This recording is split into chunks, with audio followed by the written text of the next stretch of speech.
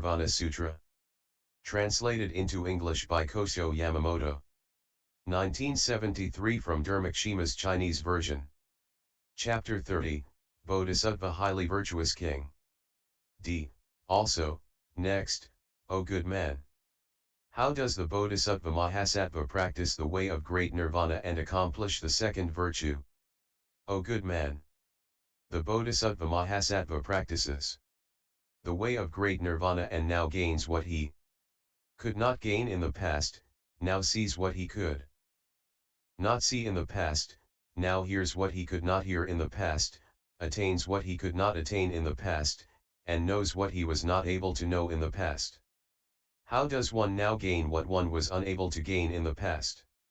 This is none other than the great miraculous power which one could not gain in the past, but which one now gains. Of power, there are two kinds. One is interior, the other exterior. We say exterior. This refers to tirtha-ikas. Of the interior, there are again two kinds. One is of the two vehicles, and the other is of the Bodhisattva. This is the divine power which the Bodhisattva gains by practicing the Great Nirvana Sutra. It is not the same as that which obtains with Sravakas and Pratyekabuddhas. The divine power gained by the two vehicles is one gained by one mind, it is not many. This is not so with the Bodhisattva. In one mind, he gains 5 kinds of body. Why? Because he gains the divine power of the Great Nirvana Sutra. This is what one now obtains which one did not gain in the past. And, also, how does one now get what one did not get in the past? This refers to one's gaining unmolestedness, i.e. unimpededness in body and mind. Why? The body and mind which common mortals possess are not unmolested. On some occasions, the mind follows the body, and on others, the body the mind. In what way does the mind follow the body? For example, this is as with an intoxicated person. When there is liquor in the body, the mind also moves. Also, it is as when the body feels lazy, the mind also feels so. This is an instance of the mind's following the body. Also, it is as with a child. As the body is small, the mind, too, is still small. With a grown-up, as the body is big, the mind, too, is big. Or there might be a man whose body is rough and unwieldy, and who thinks of rubbing in oil so that his body can become soft and flexible. The case is like this. This is an instance of the mind's following the body. How does the body follow the mind?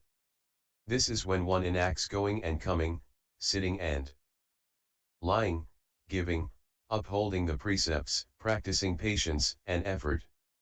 A person possessed of worry has a body which is weak and wasted, whereas one who is happy has a body full in flesh and joy. A person who is frightened shakes, if, with an undivided mind, one gives ear to Dharma, one's body brightens with joy. A person with sorrow sheds plentiful tears. This is what we mean when we say that the body follows the mind. The case of the body of the Bodhisattva is not thus. He has unmolestedness in body and mind. This is what we call having what one did not possess in the past. Also, next, O good man. The bodily appearance of the Bodhisattva-mahasattva is like a dust particle, a mote. With this mote-sized body, he easily travels unhinderedly to the worlds of all the Buddhas as numerous and boundless as the sands of innumerable Ganges, and his mind never moves. This is what we mean when we say that the mind does not follow the body. This is why we say that one now arrives at what one had not reached in the past. Why do we say that what one had not arrived at is now arrived at? What all Sravakas and Pratyekabuddhas were unable to arrive at is now gained by the Bodhisattva. This is why we say that what one had not arrived at is now gained. Sravakas and Pratyekabuddhas may transform their bodies into the size of a mote, and yet they are unable to travel to the worlds of all the Buddhas, whose number is as countless as the sands of the Ganges. With the Sravakas and Pratyekabuddhas, their minds also move when their bodies move about. It is not thus with the Bodhisattva. his mind does not move, but there is no case where his body does not move. This is the sense in which we speak of the mind of the Bodhisattva not following his body. Also, next, O good man, the Bodhisattva transforms his body and makes it as big in size as the 3,000 great thousand worlds, and this large size body can also turn into a mote-size body. The Bodhisattva's mind does not grow small at such times. Sravakas and Pratyekabuddhas may transform themselves into something as great as the 3,000 great thousand worlds. But they cannot make their bodies the size of a mote. Here, they fail. And how could their minds not shake as their bodies move about? This is the sense in which we speak of the Bodhisattva's mind not following his body. Also, next, O good man, the Bodhisattva-mahasattva causes his single voice to be heard by the beings of the 3,000 great thousand worlds. Yet he does not pray that his voice might fill all worlds. He enables beings to hear now what they had not heard in the past. Yet he does not say that he has so contrived things that beings can now hear what they had not heard in the past. If a bodhisattva said that he enabled people to hear now his sermons which they had been unable to hear in the past, such a person would not attain the unsurpassed body. Why not? The mind that thinks that as beings do not hear what I now speak is none but the mind of the world of birth and death. All bodhisattvas have done away with such a mind. Thus the body or mind of the bodhisattva does not now follow the other in this way.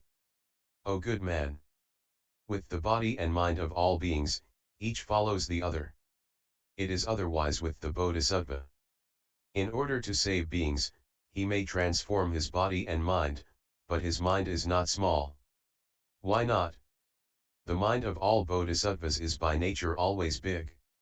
Hence, even though he manifests a large body, his mind does not become big. How big is his body? His body is like the 3,000 great thousand worlds. How is his mind small? It enacts what a small child does. Thus his mind is not drawn by his body. The Bodhisattva, for innumerable asamkhya's of kalpas, has been segregated from alcohol. Yet his mind moves. Though his mind does not have suffering and pain, his body yet emits tears. Though his mind has no fear, his body shakes. For this reason, know that unmolestedness obtains in the body and mind of the Bodhisattva, and one does not follow the other. The Bodhisattva-mahasattva already manifests himself in a single body, and yet all beings see him differently. O good man, how does a Bodhisattva-mahasattva practice the way of the Great Nirvana Sutra and now hear what he has not heard in the past? The Bodhisattva-mahasattva first takes up, i.e. listens to, directs his mind to the sound of such as the elephant, horse, vehicle, man, shell, drum, shio, flute, singing, and weeping, and these he learns. By practicing, he indeed hears all the sounds of the hells of the innumerable 3,000 great thousand worlds. Also, changing his angle, he practices and gains the different sense organ of the ear, i.e. different sensory powers of the ear. And this differs from the heavenly sense organs of Sravakas and Pratyekabuddhas. How? These are none but the pure divine powers of the two vehicles. If one takes up the case of the four great elements of the first dhyana, one only hears of the first dhyana, not of the second. So does it proceed up to the fourth dhyana. One well hears the sounds of all the 3,000 great thousand worlds, yet one cannot hear the sounds of worlds as numerous as the sands of innumerable and boundless Ganges. For this reason, we can say that what is gained by the Bodhisattva is different from the oral sense organs of Sravakas and Pratyekabuddhas. Due to this difference, one now hears what one has not had in the past. Although one hears sound, there is no sensing of is, the eternal, bliss, self, and the pure, master, depending, doing, cause, samadhi, and result. That is how all the bodhisattvas now hear what they have not heard in the past. Then, the all-shining Bodhisattva-mahasattva, highly virtuous king said, "You the Buddha say that there is no sense of samadhi and result. This cannot be. Why not? The Tathagata earlier said, if one hears a line or letter of this great Nirvana Sutra, one unfailingly attains unsurpassed Bodhi. In contrast, the Tathagata now says that what there is non-samadhi and non-result. If one gains unsurpassed Bodhi, this is none other than a definite form of samadhi and result. How can you say that what there is no other than non-samadhi and non-result? When one hears an evil voice, one gains an evil mind. Gaining an evil mind, one falls into the three unfortunate realms. If one falls into the three unfortunate realms, this is none other than a definite result. How can you say that there is no samadhi and no definite result? Then the Tathagata expressed his praise and said, well said, O good man. You do well to put this question. If there is any form of fixedness in the result of their voice, such cannot be what there is of the all-Buddha world-honored one. All such are what obtain with the king of Maras, the form of birth and death, and one far away from nirvana. Why? What all Buddhas speak about has no fixed form of result. O good man. For example, a sword reflects the human face. The vertical shows the length and the horizontal the width. If there is any fixed form, how could one see the length in the vertical and the width in the horizontal? For this reason, there cannot be any fixedness in what the all-Buddha world honored one says. O good man. Nirvana is no fruition of voicing, i.e. speaking. If nirvana were the fruition of voice, know that nirvana would not be anything eternal. O good man. For example, what obtains in the world is that a result comes about from a cause, and that if there is no cause, there is no result. As the cause is non-eternal, the result, too, is non-eternal. Why? Because cause can become result, and result, too, can become cause. Thus there is not anything that is fixed in all things. If nirvana comes from a cause, this implies that as the cause is non-eternal, the result, too, must be non-eternal. But this nirvana is not something that has arisen from a cause, the body of nirvana cannot, therefore, be a result. O good man. For this reason, the body of nirvana has no fixedness and no result. O good man. Nirvana is fixed and is the result. So might we say. How is it fixed? The nirvana of all Buddhas is the eternal, bliss, self, and the pure. For this reason, we say fixed. There is no birth, age, or dissolution. Hence, fixed. When we do away with the original mind of the Akantaka, the 4 grave offenses, slandering the Vapulya, and the 5 deadly sins, we unfailingly reach nirvana. Hence, fixed. O good man. You say that if one hears one line or one letter of my great Nirvana Sutra, one will gain unsurpassed Bodhi. But this indicates that you do not fully understand the meaning. Listen carefully. I shall now make it clear for you. If any good man or good woman, on having heard a letter or line from the great Nirvana Sutra, does not entertain the notion of a letter or line, of having heard it, of the look of the Buddha, of an element of his sermon, such is a form of non-form. Due to non-form, one attains unsurpassed Bodhi. O good man. You say that by hearing an evil voice one gains life in the 3 unfortunate realms. This is not so. One does not gain the 3 unfortunate realms from an evil voice. Know that this results from an evil mind. Why? O good man and good woman. There can be instances where one hears an evil voice, and yet one does not gain evil in one's mind. Because of this, know that one does not gain life in the 3 unfortunate realms. And yet, as all beings have the bond of defilement and much evil in their mind, they do gain life in the 3 unfortunate realms. This is not from a voice. That is evil. If the voice had a fixed state, all who heard it would have to gain an evil mind. There are situations where that comes about and where it does not. Hence, know that there is no fixed state regarding the voice. As there is no fixed state, it is possible that no evil thought will come about, though one may well hear it. O world-honored one! If there is no fixed state with the voice, how can a bodhisattva hear what he had not heard before? O good man! The voice has no fixed state. It certainly enables one to hear what one has not heard in the past.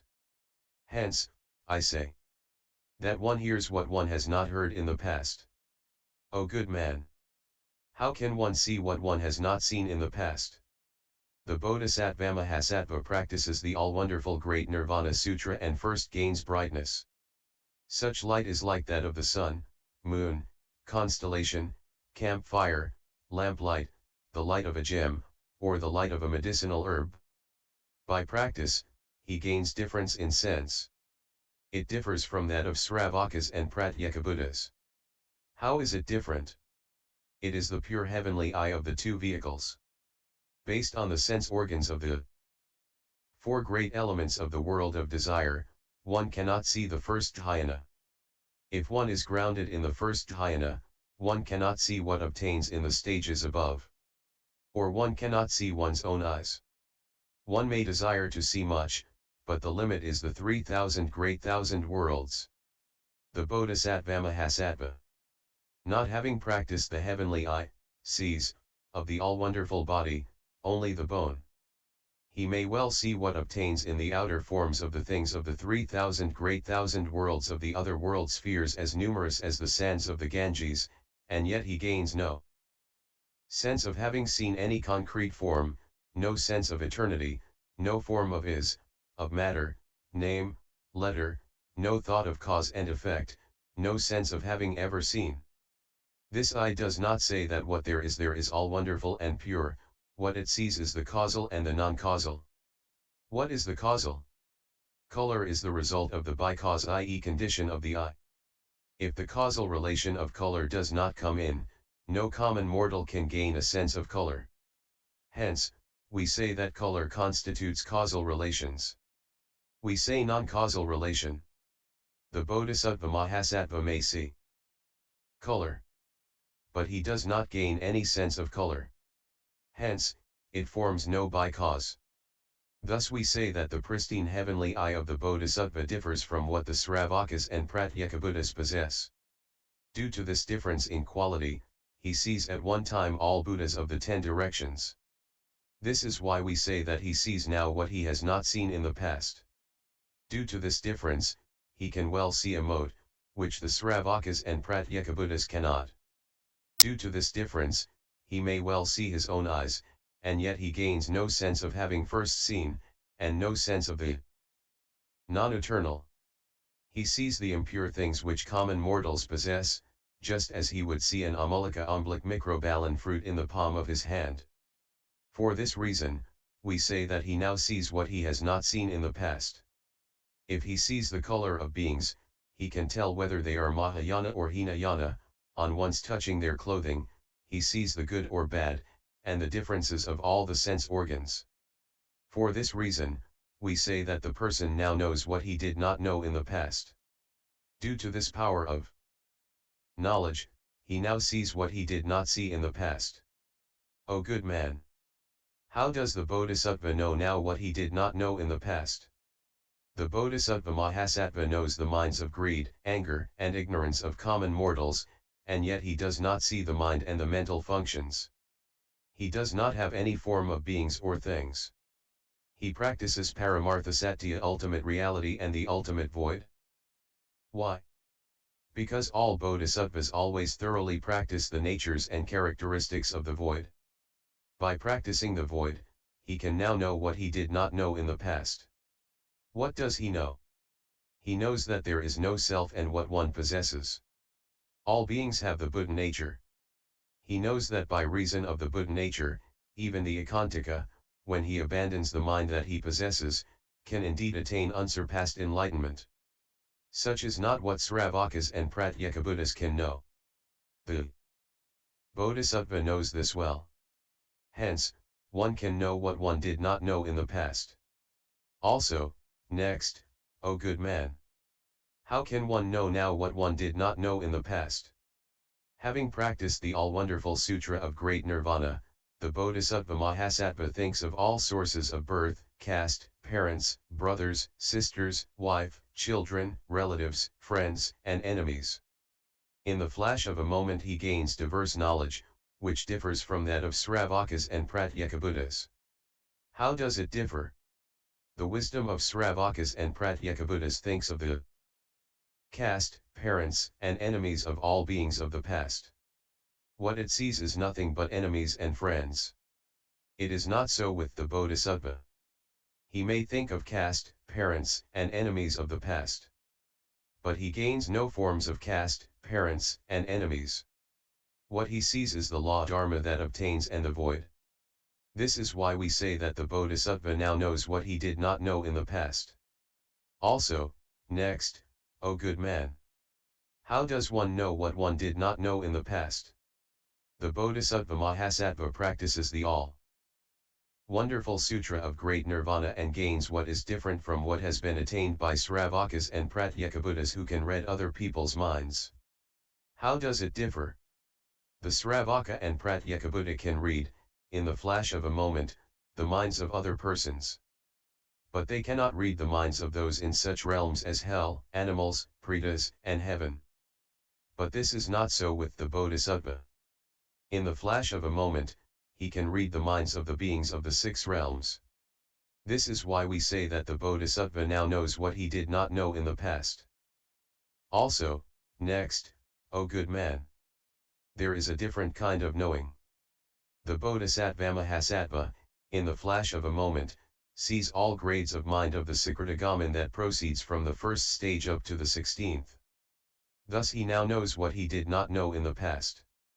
This is why we say that he practices the way of great nirvana and accomplishes the second virtue. Also, next, O good man. How does the Bodhisattva-mahasattva practice the way of great nirvana and accomplish the third virtue? O good man. The Bodhisattva-mahasattva practices the way of great nirvana. He abandons loving-kindness matri and gains it. When gaining loving-kindness, things do not follow the course of causal relations. How does he abandon loving-kindness and gain it? O good man. Loving-kindness belongs to secular dharma. The Bodhisattva-mahasattva abandons the loving-kindness of secular dharma and gains that of paramarthasatya. The loving-kindness of paramarthasatya does not actualize following the dharma of by-cause.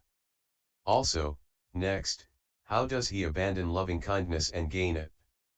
If loving-kindness can be abandoned, the common mortal calls this loving-kindness.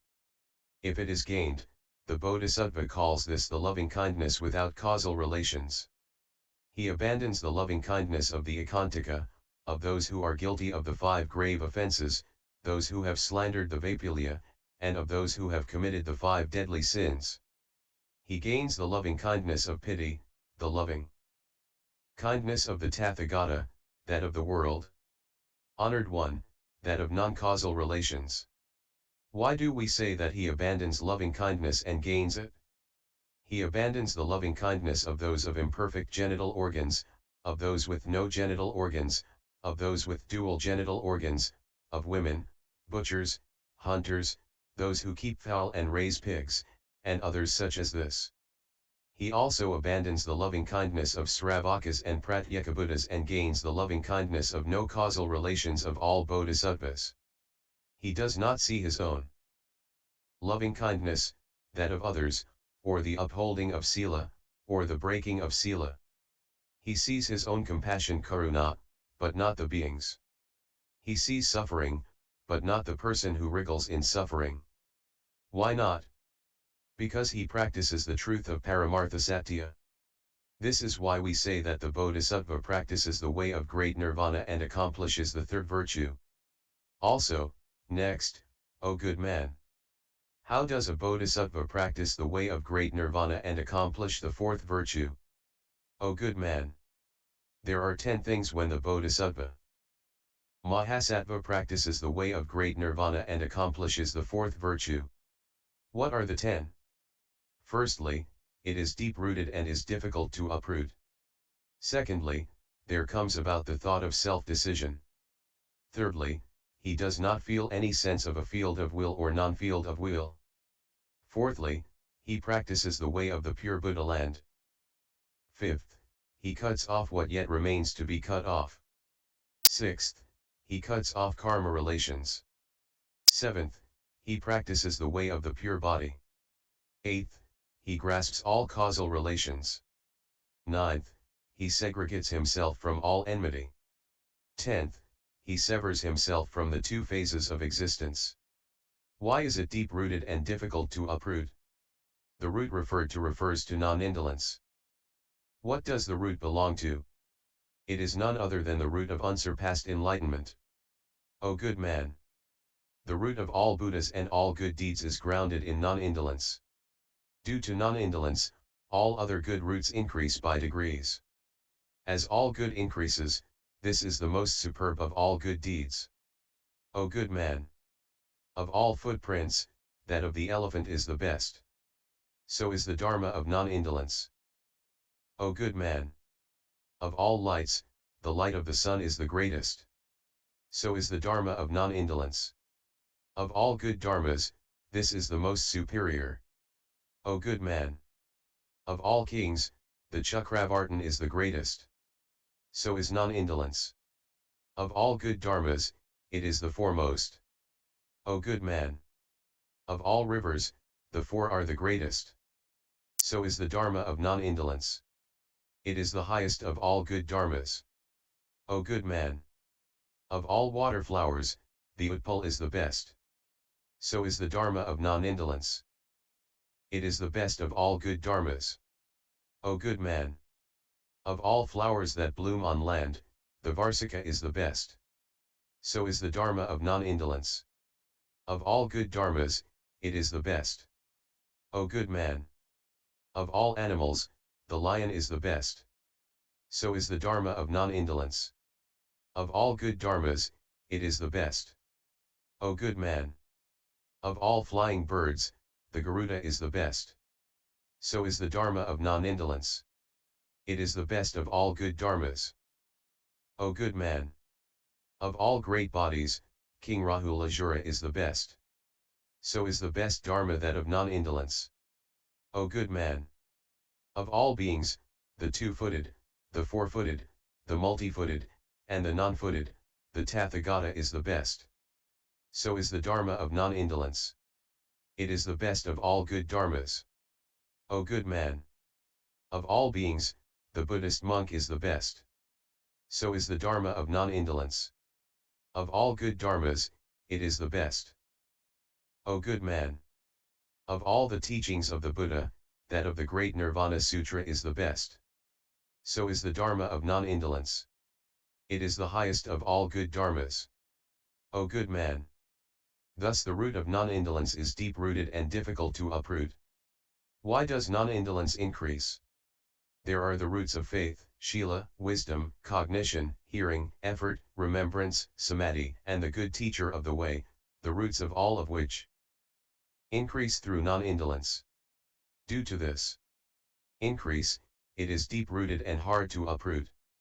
For this reason we say that the Bodhisattva-mahasattva practices the way of great nirvana and that it is deep-rooted and difficult to uproot.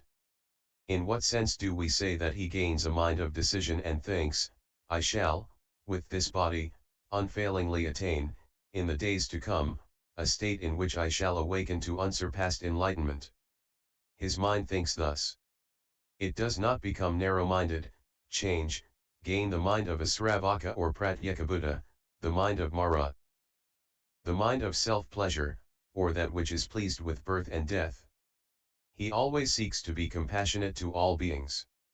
This is the sense in which we say that the Bodhisattva gains in himself the mind of decision, thus to attain in the life to come unsurpassed Bodhi. Hence, the Bodhisattva-mahasattva practices the way of great nirvana and gains in himself a decided mind. In what way does the Bodhisattva not see any field of will or non-will? What is a field of will? All upholding of Sila, from that of the Tirthaka up to that of all Buddhas, falls under the category of a field of will. If all such is the field of will, know that the mind is low and deteriorated. The Bodhisattva-mahasattva sees all innumerable beings as nothing other than a field of will. Why? Because he indeed practices a different mental sphere. With one who practices this different mental sphere, there can come about no upholding or non-upholding of sila as one looks upon beings. What one sees is what is said by the All-Buddha world-honored one. There are 4 kinds of giving. And all evoke pure recompenses. What are the 4? First, the giver is pure, and the recipient is not pure. Second, the giver is not pure, but the recipient is pure. Third, both the giver and the recipient are pure. Fourth, both are not pure. In what way is the giver pure and the recipient not pure? The giver is perfect in sila, listening, and wisdom, and knows that there are giving and recompense. The recipient violates sila and lives amidst twisted views. He does not give, and there is no recompense. This is why we say giving is pure but the recipient is impure. Why do we say that the recipient is pure, but the giver impure? The giver transgresses sila and has twisted views and says that there cannot be any such thing as giving and recompense. The recipient upholds sila, has listened much, has wisdom, knows that it is important to give, and knows the recompense thereof. This is why we say that the giver is impure, but the recipient pure. In what sense do we say that both giver and recipient are pure? Both giver and recipient observe sila, listen much, have wisdom, know about giving, and know that there is recompense to giving. This is how we can say that both giver and recipient are pure. How can we say that both are impure? Both giver and recipient abide in twisted views and say that there cannot be any giving and recompense.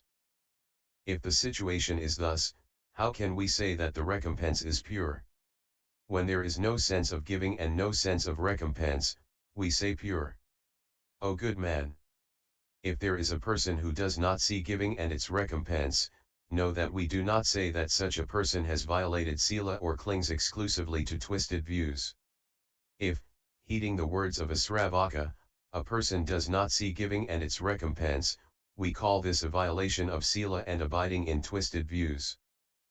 If a person, abiding in the Great Nirvana Sutra, does not see giving and the recompense thereof, this is the upholding of sila and abiding in right views. The Bodhisattva-mahasattva abides in a different mental sphere and, through practice, does not see beings upholding or violating sila, any giver, recipient, or recompense. Hence this is upholding sila and abiding in the right view. Thus the Bodhisattva-mahasattva does not meditate on the field of will or the non-field of will. What do we mean by pure Buddha land? The Bodhisattva-mahasattva practices the way of the Great Nirvana Sutra and saves beings so as to attain unsurpassed enlightenment, and segregates himself from any thought of killing or harming others. He prays that, by this act of good, he and all beings will gain a long life and great divine power. Due to this prayer, all the beings of the land where he attains Buddhahood in the life to come will be blessed with a long life and great divine power. Also, next, O good man! The Bodhisattva-mahasattva practices the way of the all-wonderful Sutra of Great Nirvana, saves beings.